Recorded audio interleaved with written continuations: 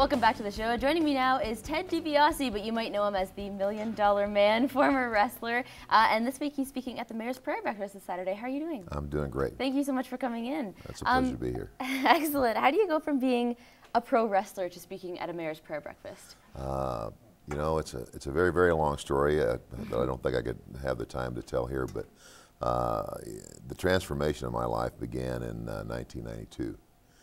I was at the height of my popularity in wrestling, and with all the success and that comes along with that, you know, on a personal level was very empty. And when I say on a personal level, I had everything. I mean, I had a wonderful wife and kids and all this stuff, but yet an emptiness in my life because all of those things, in my opinion, and as I look back at it now, I know without a doubt all those things can't fulfill your life.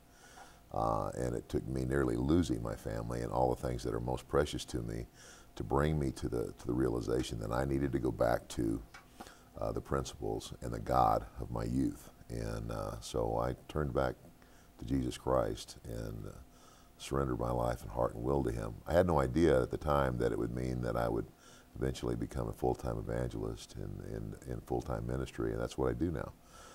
And you know, I don't make the kind of money I used to make, but I'm happier than I've ever been in my life.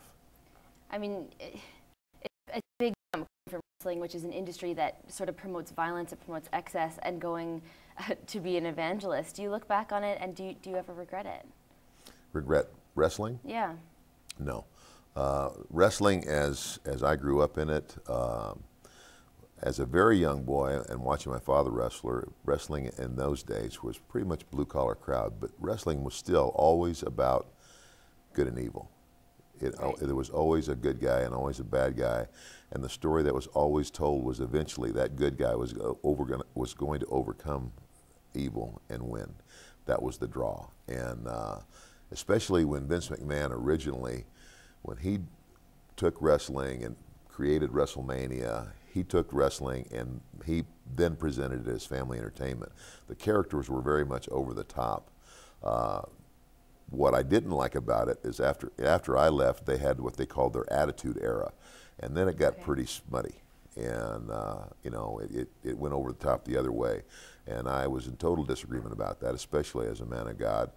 But it's come full circle, and the WWE today is a totally PG-rated program. So I guess they've learned that they're better off sticking with promoting and reaching out to a family audience. All three of your sons are wrestlers right now, and I'm wondering if you're proud of that decision. You know, there was a time in my life that I told my boys, I said, I'll support you in anything you do, except wanting to be a professional wrestler. Not because I didn't love wrestling and loved what I did and entertaining people, but because of all the things that came along with it, lifestyle as it was when I was there. But that's all changed. I actually went back to work for the WWE for about 1.5 years. They called me. It was something I totally unexpected, and I had been totally disassociated with it because of the ministry work that I was doing. Yep. But it's almost like old NFL, new NFL, old NHL, new NHL. Today, they have a state-of-the-art, what they call their wellness policy, drug testing. They set out an annual letter to everybody that's ever been under contract. I get the letter every year. If you are dealing with any kind of substance abuse problem and you need help, we'll help you. Your first book is called Every Man Has Its Price, right. Which was also one of your catchphrases when you were wrestling. I'm wondering if that was if there's any sort of irony there that your first evangelical book is called Every Man Has Its Price, which was kind of what put you on the map. Well, you know, it was meant. The title of the book was meant for just that. Even though it was my catchphrase, the price that I was talking about was, it's the price that we pay for the things that we do in life. There are always consequences to our choices. They're either going to be good or they're going to be bad. And I quite frankly and honestly and openly share the muck in my life and you know, my reason for turning to Jesus Christ and allowing myself to be transformed and be who I am today.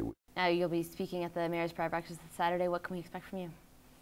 what can you expect? Well, you know, I'm an evangelist. And so evangelists usually don't hold back.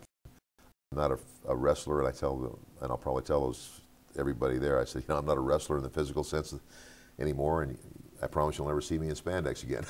But I am going to wrestle with them. I'm going to challenge them with who Jesus Christ is, and try to demonstrate that to them through the experiences and the failures of my life, and the difference that's made in my life. Well, thanks so much for coming in, and I hope you enjoy your time in Lloydminster this week. I love it. Excellent. This has been our conversation with Ted Dibiase, former $1 Million Man, who will be speaking at the Mayor's Prayer Breakfast this Saturday. Coming up, from national TV performances to local folk shows.